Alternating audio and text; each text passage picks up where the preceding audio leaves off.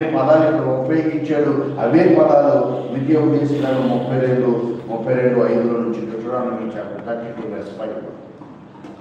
It reflects the passage in Philippians reflects the Old Testament passage.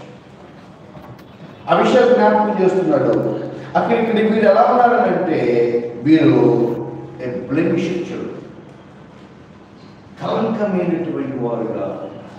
కారణం ఏంటంటే సనుగులు, సంశయాలు, దేవుని మీద తిరుగుబాటు, అవిశ్వాసం చూపించటం, మోషే మీద తిరుగుబాటు చేయటం, అహరోను మీద తిరుగుబాటు చేయటం. అంటే మోషే మీద అహరోను మీద తిరుగుబాటు చేయడం అంటే డైరెక్ట్గా దేవుని మీద తిరుగుబాటు చేయిస్తాం. వారు తాము ఎలా అయిపోయారంటే తాము చెరుపుకున్నారు అని అన్నారు. వారు చెరిపేసుకున్నారు. వారి భక్తి జీవితాన్ని, వారి విశ్వాస జీవితాన్ని, వారి వాగ్దాన జీవితాన్ని వారు చెరుపుకున్నారు. ఆయన పుత్రులు కారు, వారు కలంకులు అన్నాడు. కానీ ఇక్కడ పౌలు సంఘానికి జ్ఞాపకం చేస్తూ ఏమన్నాడంటే మీరు అలా do not be like in Israel who are disobedient. They are unfaithful. They are disobedient. ఆ విధేయులు, వారు కలంకులు, వారు విధేయత చూపించినటువంటి వారులాగా మీరు ఉండమన్నాడా? ఉండదు. వారులాగా మీరు ఉండొద్దు. మీరు సమస్తము చేయండి. ఎలా చేయమన్నాడు? సనుగులు, సంశయాలకు మీరు దేవుడు మూర్ఖమైనటువంటి వక్రజనం మధ్య మీరు సమస్త కార్యాలు దేవుడితో మాట్లాడినట్లు the children of God. ఎక్కడైతే when the idea behind the word children of God is also an idea behind the idea of sons of God.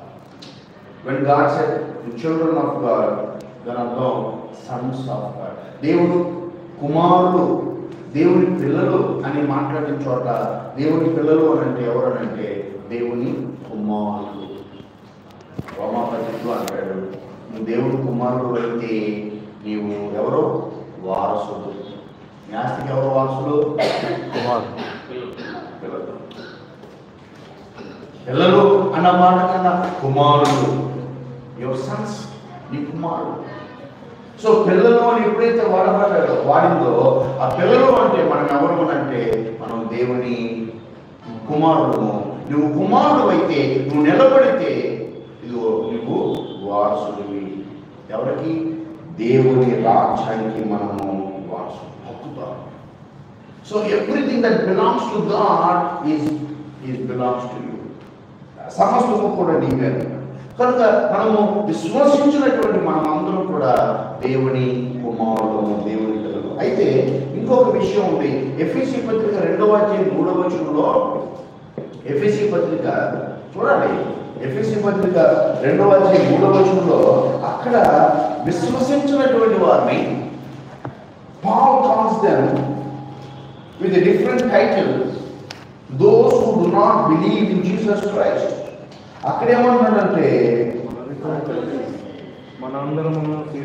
శరీరము మనసు కోరికలు నెరవేర్చుకొనుచు మన శరీరాలను అనుసరించుకుంటూ ప్రవర్తించుచు నడమవారి వలె స్వభావ సిద్ధముగా దైవోగ్రతకు పాల్గొనమని.